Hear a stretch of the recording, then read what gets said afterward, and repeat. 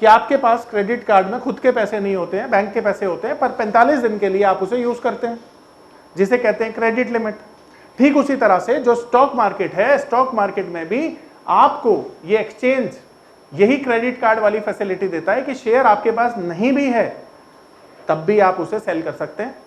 पर जैसे credit period credit card का 45 दिन होता है, शेयर मार्केट का 6.5 घंटे का होता है, यानी मार्केट बंद होने से पहले आपको ये शेयर वापस एक्सचेंज को लौटाने होंगे। Investment in securities are subject to market risk. Please carry out your due diligence and read all the related documents carefully before investing. Channel को सब्सक्राइब करना ना भूलें और हमारे ताज़ा वीडियो सबसे पहले देखने के लिए बेल आइकन को दबाएं।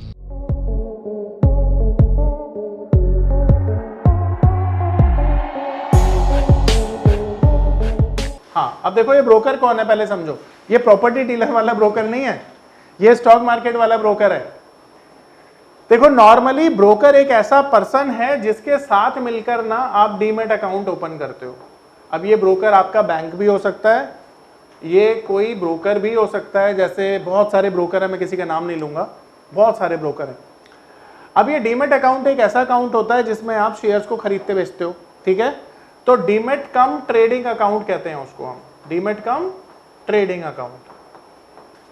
अब ये अकाउंट आपका ब्रोकर आपके साथ खोल देता है और ये आपके बैंक के साथ लिंक हो जाता है, यानी पैसों का लेन देन आपके बैंक और डीमैट अकाउंट के बीच में होता है, ठीक है। आपने कोई शेयर खरीदना है, पैसा ट्रांसफर करिए, खरीदिए, शेयर बेच दिया, पैसा वापस ले लीजिए। अब ये डीमैट अकाउंट खोलने की जिम्मेदारी होती है ब्रोकर की, पर ये जिम्मेदारी ब्रोकर को दी किसने है? तो आपने अभी कुछ देर पहले पढ़ा था एक्सचेंज के बारे में, राइट? ये एक्सचेंज पढ़ा ना। अब ये जो एक्सचेंज है, ये तो प्लेटफॉर्म है ना, यहाँ पे 18 करोड़ लोग यहाँ पे बाय सेल कर रहे हैं, और ये बाय सेल कर रहे हैं तो इस प्लेटफॉर्म पर ही हो रहा बाय सेल। तो अब ये जो प्लेटफॉर्म है ना, इसकी ये होती है एक मेंबरशिप। अब ये जो मेंबरशिप है ना, ये पेड होती है 25 लाख रुपए पर सेगमेंट के हिसाब से, और ये मेंबरशिप ले लेता है ब्रोकर। यानी 4 सेगमेंट होते हैं, मान लो 4 सेगमेंट में 25-25 लाख रुपए का मतलब 1 करोड़ रुपया। 1 करोड़ रुपए में इसने ले ली मेंबरशिप, और ये मेंबरशिप जब ले लेता है ना, तो ये एक्सचेंज इसको बोलता है ब्रोकर को कि अब तुम डीमैट अकाउंट खोल के अपना बिजनेस कर लो। अब ये बंदा क्या कर रहा है? डीमैट अकाउंट ओपन कर रहा है, और डीमैट अकाउंट में लोग क्या कर रहे हैं? बाय कर रहे हैं और सेल कर रहे हैं। अब बाय सेल करने पर इसको कहते हैं, बाय सेल जो होता है ना, उसको कहते हैं टर्नओवर। अब ये टर्नओवर हो गया, मान लो 100 रुपए का बाय हो गया, 100 रुपए का सेल हो गया, तो टोटल टर्नओवर कितना हो गया? 200 रुपए। अब ये 200 रुपए पर एक चार्ज लगता है जिसे हम कहते हैं ब्रोकरेज। अब ये जो ब्रोकरेज है किसकी जिम्मेदारी है? अब ब्रोकर की कमाई करोड़ों में नहीं, अरबों रुपए में होती है, समझ रहे हो? तो ब्रोकर एक बहुत बड़ा बिजनेस है, बहुत बेहतर बिजनेस है, इसे किया जा सकता है, और बड़े बड़े ब्रोकर अरबों रुपए कमा रहे हैं, ठीक है। तो ये हो गया ब्रोकर। अब इसके बाद आप हैं क्लाइंट। अब देखो जो क्लाइंट है ना, इसके कुछ डेफिनेशन है। अब यहाँ पर हम बहुत सारे लोग हैं जो यहाँ पर इस रूम में बात कर रहे हैं आपस में। अब मैं आपसे पूछता हूँ कि आप स्टॉक मार्केट में क्या लंबे समय के लिए इन्वेस्टमेंट करने में इच्छुक हैं, या फिर 1 या 2 दिन के लिए कोई ट्रेड करेंगे? तो आपका जवाब हो सकता है कि ये हो कि मैं लंबे समय के लिए इन्वेस्ट करना चाहूँगा। आपसे मैं पूछूं तो आप ये बोल सकते हैं कि सर मैं 1 या 2 दिन के लिए ज़्यादा इंटरेस्टेड हूँ। दोनों का जवाब अलग हो गया ना। तो जैसे ही जवाब आपका अलग हुआ ना, वैसे आपकी कैटेगरी भी चेंज हो गई। क्योंकि अगर आपका जवाब है कि 1 साल या मैं उससे अधिक समय के लिए इन्वेस्ट करूंगा, तो आप इन्वेस्टर माने जाएंगे, और आप अगर शॉर्ट टर्म में काम करते हैं तो ट्रेडर माने जाएंगे। तो ट्रेडर और इन्वेस्टर के बीच का डिफरेंस कैसे तय हुआ?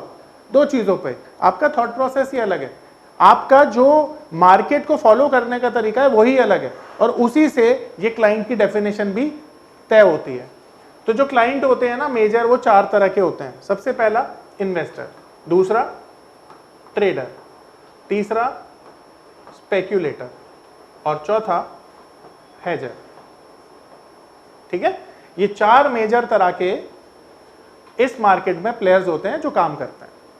अब इनको डिफाइन करने के लिए हम समझेंगे कि इनको कैसे डिफाइन किया जा सकता है। नमस्कार दोस्तों, क्या आप स्टॉक मार्केट में शुरुआत करने का सोच रहे हैं और क्या आपको यह समझ में नहीं आ रहा है कि आपकी शुरुआत कहां से होनी चाहिए? तो मैं आपको एक ऐसा कोर्स सजेस्ट करने जा रहा हूं जो आपकी लाइफ चेंज कर सकता है। और मैं बात कर रहा हूं NIFM का advance level of smart investor course की, जो आपकी लाइफ चेंज कर सकता है। जी हां, आपने सही सुना।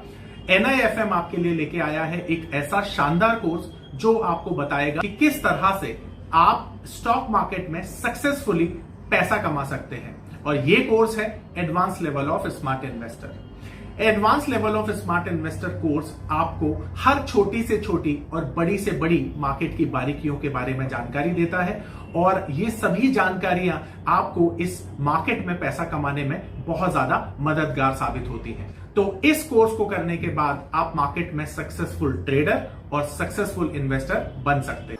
देखो, एक जो इन्वेस्टर होता है ना, वो 1 साल से अधिक समय के लिए इन्वेस्ट करता है। पहले तो ये समझ लो, 1 साल या ज्यादा समय के लिए इन्वेस्टमेंट करेगा।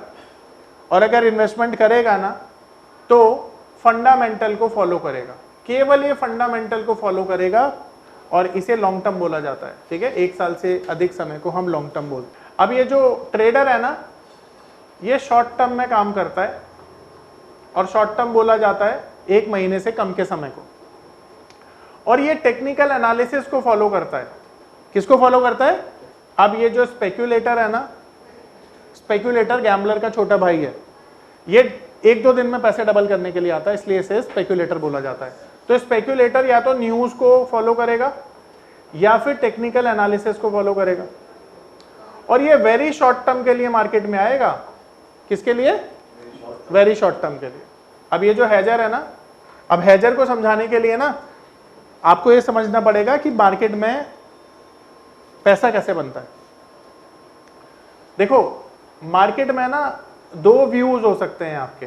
पहला बुलिश व्यू और दूसरा बेरिश व्यू। अब ये बुलिश व्यू और बेरिश व्यू को समझते हैं एक एग्जांपल से। मान लेते हैं कि अगर कोई भी शेयर 100 रुपए का चल रहा है, तो आप क्या करेंगे? उसको बाय करेंगे ना। 100 रुपए पर आपने किया बाय, और जब ये 110 रुपए का हो जाएगा तो आप इसे सेल कर देंगे। तो यहां पर आपका प्रॉफिट कितना हुआ? ये आपका प्रॉफिट है ना। अब ये कब किया आपने? जब मार्केट है बुलिश। पर क्या मार्केट हमेशा ऊपर जाती है? नीचे भी तो आती है। तो क्या आपको आज से पहले ये पता है कि आप सेल करके भी पैसा कमा सकते हैं? और अगर नहीं पता तो अब पता चल जाएगा। हम मार्केट में जब भी बेरिश व्यू से काम करते हैं, यानी तब जब मार्केट नीचे जाती है, तो हम पहले सेल कर देते हैं 110 रुपए पर, एग्जाम्पल के लिए। और जब वो नीचे आती है, यानी मार्केट जब सस्ता हो जाता है, तो हम बाय कर लेते हैं। अब इन दोनों का जो डिफरेंस है ना, 10 रुपए, वो भी हमारा प्रॉफिट ही माना जाएगा। अब यहां पर आपके मन में एक सवाल आ रहा होगा कि सर, पहले तो हमने बाय किया था, तब हमने सेल किया, यहां तो शेयर हमारे पास है ही नहीं, तो हम सेल कैसे कर सकते हैं? तो यहां पर वो क्रेडिट कार्ड वाला नियम अप्लाई करो कि आपके पास क्रेडिट कार्ड में खुद के पैसे नहीं होते हैं, बैंक के पैसे होते हैं, पर 45 दिन के लिए आप उसे यूज करते हैं, जिसे कहते हैं क्रेडिट लिमिट। ठीक उसी तरह से जो स्टॉक मार्केट है, स्टॉक मार्केट में भी आपको ये एक्सचेंज यही क्रेडिट कार्ड वाली फैसिलिटी देता है कि शेयर आपके पास नहीं भी है तब भी आप उसे सेल कर सकते हैं। पर जैसे क्रेडिट पीरियड क्रेडिट कार्ड का 45 दिन होता है, शेयर मार्केट का 6.5 घंटे का होता है। यानी मार्केट बंद होने से पहले आपको ये शेयर वापस एक्सचेंज को लौटाने होंगे। और इन्हीं 6 घंटे में अगर लगता है कि कोई चीज 110 से गिरकर 100 रुपए आ जाएगी और मैं महंगा बेचकर सस्ता खरीदकर बीच का मार्जिन कमा लूंगा, तो आप ये काम कर सकते हैं, जिसे हम शॉर्ट सेल बोलते हैं। इस ट्रेड को बोला जाता है लॉन्ग साइड ट्रेड, जहां पर आप सस्ता खरीद के महंगा बेचते हैं। और इसको बोला जाता है शॉर्ट साइड ट्रेड, जिसमें आप महंगा बेचकर सस्ता खरीदते हैं।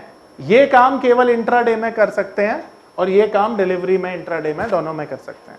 मेरी बात समझ में आई? परफेक्ट। हेज फंड और म्यूचुअल फंड में अंतर होता है। देखो, हेज फंड क्या होते हैं? कहीं भी पैसा इन्वेस्ट कर देते हैं। म्यूचुअल फंड क्या होता है? म्यूचुअल फंड केवल और केवल डिफाइंड कैटेगरी में इन्वेस्टमेंट करते हैं।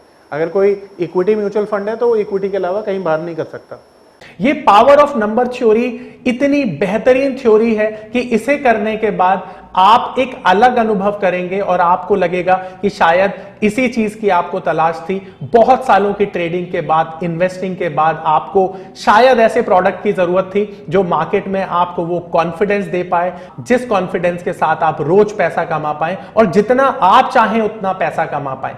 तो हमारी ये जो पावर ऑफ नंबर थ्योरी है, ये आपको आपकी सभी इच्छाओं को पूरा करने के लिए है। और आप देखेंगे कि इस थ्योरी को करने के बाद जो आपका कॉन्फिडेंस है, आपकी जो एक्यूरेसी है, आपकी जो क्षमताएं हैं मार्केट से पैसा कमाने की, वो बहुत ज्यादा बढ़ जाएंगी। और आप देखेंगे कि जो आपने आज से पहले अनुभव नहीं किया था अपनी ट्रेडिंग के दौरान या इन्वेस्टमेंट के दौरान, आप इतना बेहतर अनुभव करेंगे इस कोर्स को करने के बाद। अब हेजर को समझने के लिए ना ये समझाना जरूरी था कि दो तरीके से आप काम करते हो।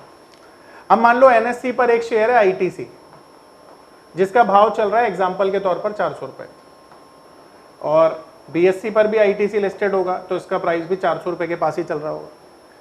अब यहां पर ना आपने लॉन्ग टर्म के लिए शेयर लिया है, लॉन्ग टर्म के लिए, तो लॉन्ग टर्म के लिए लिया है तो आईटीसी अगर शॉर्ट टर्म में मान लो 370 रुपए तक गिर जाता है तो आपको ज्यादा कोई फर्क नहीं पड़ेगा ना, क्योंकि एक साल में तो वापस ये 400 के ऊपर आ जाएगा। अब कंडीशन ये है कि लॉन्ग टर्म वाली पोजीशन से छेड़छाड़ नहीं करना। अगर मैं कहूं कि आईटीसी 30 रुपए नीचे आने वाला है इस एग्जांपल में, और आपको ये 30 रुपए का नुकसान जो आपका है, नोशनल लॉस है, उसे बचाना है, तो आप बोलेंगे सर इसी को बेच देते हैं ना 400 को, जब 370 का आएगा तो खरीद लेंगे। पर मैंने साथ में क्या बोला कि हेजिंग समझने के लिए इसको छेड़छाड़ नहीं करनी, इस पोजीशन को एज इट इज छोड़ देना है। अब कोई दूसरा तरीका हो सकता है क्या? हो सकता है ना कि मैं आईटीसी को यहां पर सेल कर दूं और जब आईटीसी यहां पर 370 आए तो बाय कर लूं, क्योंकि ये तो नई पोजीशन बना दी ना मैंने।